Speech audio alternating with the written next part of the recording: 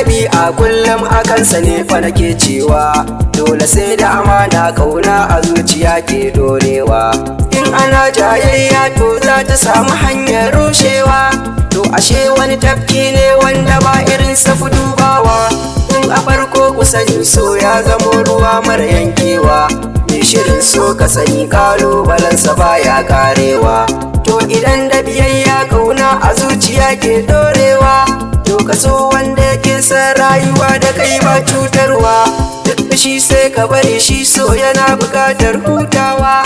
In baka ki ka sauya nau'i guda yakan iya juyawa, sai ka ji ka da ruhi amma jikinka baya motsawa.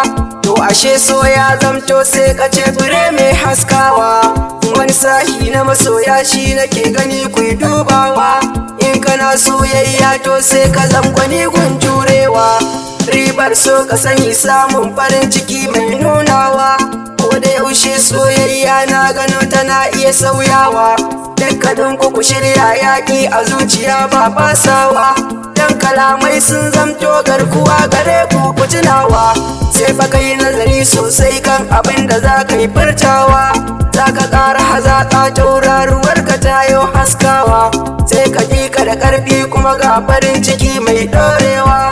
To fa kun ji masoya ko yaushe sai kuna da dagewa, dan fashi so baya ji bai gani wuya ko morewa. Ko da yaushe tsinkin ya kama zuciyarka yana cewa da kana yin soyayya mai farin ciki da nishadarwa. Zantuka ne na masoya ko da yaushe na iya sauyawa, sai ya zam soyayyar mata kana shirin ta yi rushewa. To ashe so ya zamto sai ka ce gari mai wayewa, sai ka tashi da ƙarfi in ba ta rai dubu ya yi bacewa.